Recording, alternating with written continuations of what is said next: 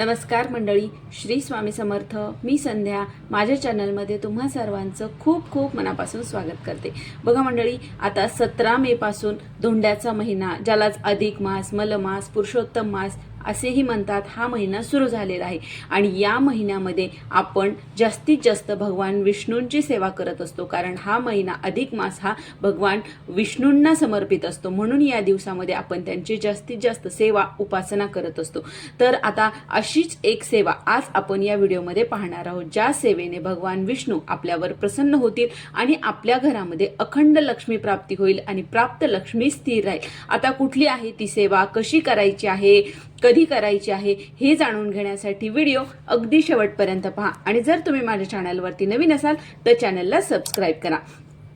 तर बघा मंडळी, आता कुठली आहे भगवान विष्णूंची सर्वात आवडती सेवा, तर ती आहे सत्यनारायण.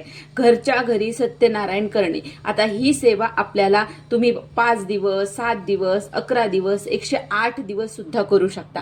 तर मी आज शुक्रवारपासून या सेवेला सुरुवात केलेली आहे आणि तुम्हीही कधीही या महिन्यामध्ये तुम्ही कधीही या सेवेला सुरुवात करू शकता. आता कशी करायची आहे आणि का करायची आहे हे जाणून घेऊया. पण बघा, प्रत्येक महिन्याच्या पौर्णिमेला आपण घरच्या घरी जसा सत्यनारायण करतो त्याचप्रमाणे आपल्याला हा सत्यनारायण करायचा आहे.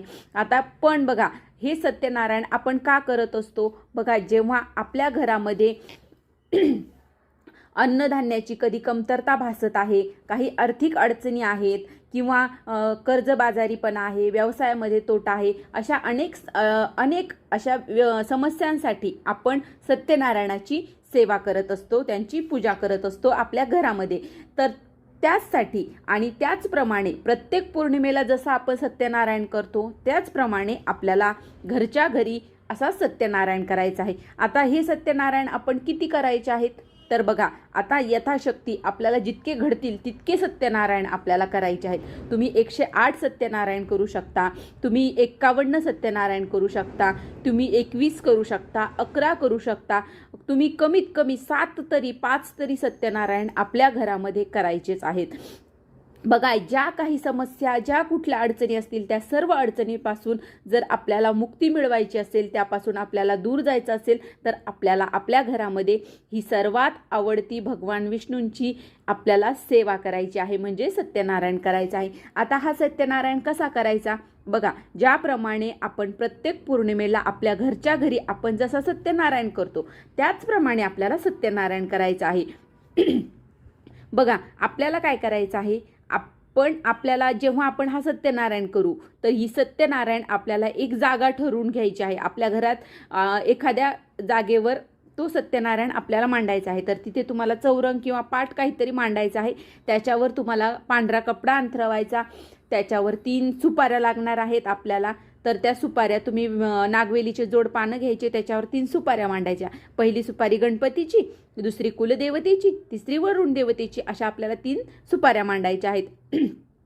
एक कलश लागणार आहे. खाली आपल्याला धान्य टाकायचं, म्हणजे गहू टाकायचे, त्याच्यावर कलश मांडायचा. त्या कलशामध्ये आपल्याला एक सुपारी, 1 रुपयाचं नाणं, हळद कुंकू टाकायचं. त्याच्यावर आपल्याला ताम्हण ठेवायचं, त्या ताम्हणावर बाळकृष्ण ठेवायचा, त्या बाळकृष्णाची पंचोपचार पूजा करायची आणि सत्यनारायणाचा फोटो ठेवायचा. बघा, एवढीच पूजा आहे.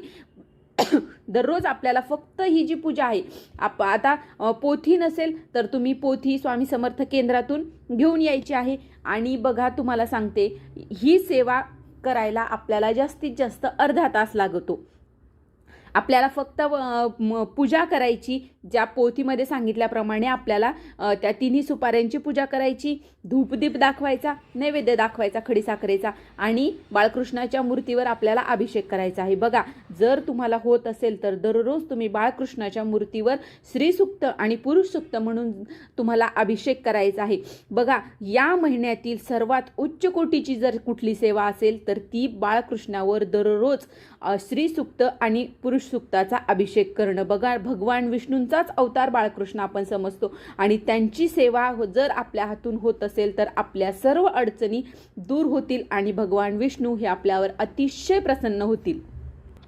तर बघा, आपल्याला त्या सुपाऱ्यांना आपल्याला खडीसाखरेचा नैवेद्य दाखवायचा आहे आणि बाळकृष्णाला आपल्याला शिऱ्याचा नैवेद्य दाखवायचा आहे.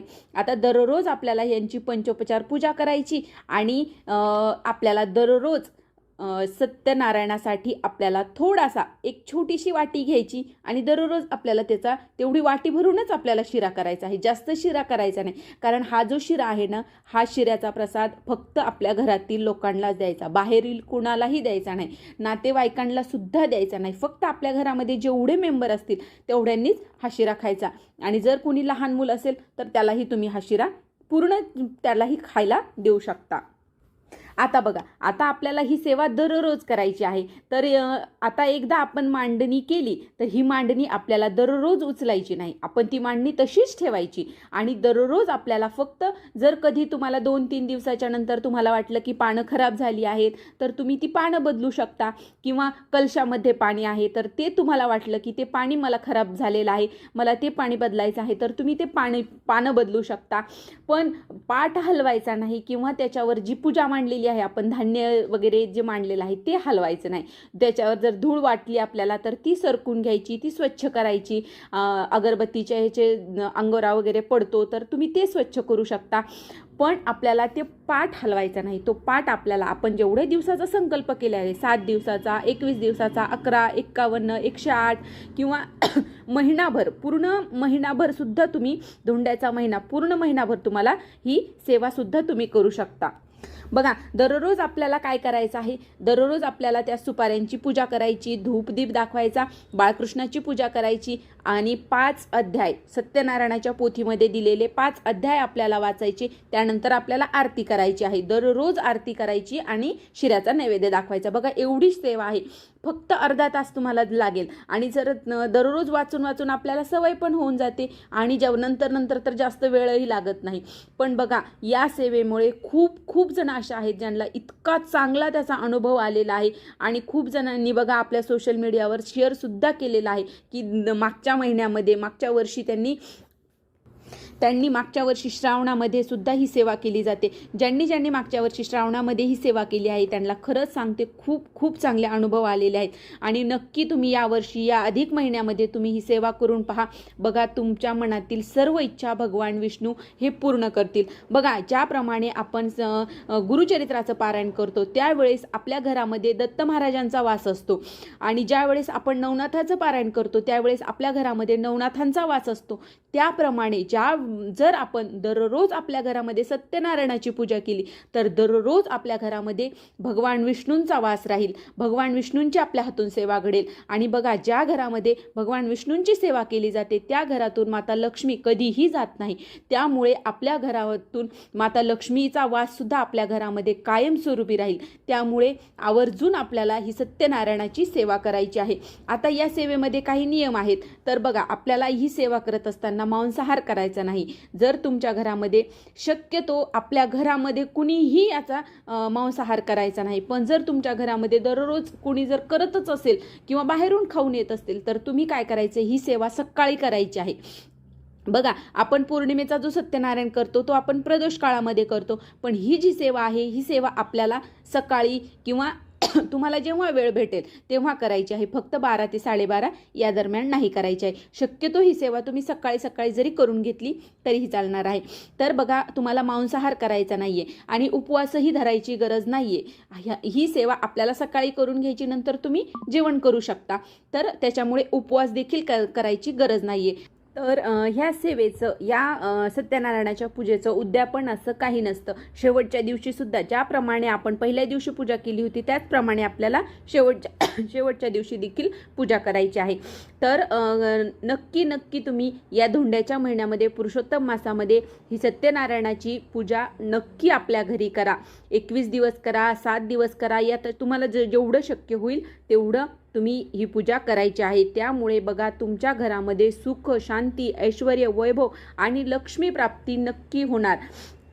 त्यामुळे ही सेवा नक्की करा. तर ही छोटीशी माहिती होती जी मला तुमच्यापर्यंत पोहोचवायची होती. तर कसा वाटला व्हिडिओ नक्की कमेंट करून सांगा. आणि जर व्हिडिओ आवडला असेल तर आपल्या चॅनलला लाईक करा, जास्तीत जास्त लोकांपर्यंत हा व्हिडिओ शेअर करा आणि आपल्या चॅनलला सबस्क्राईब करा. श्री स्वामी समर्थ.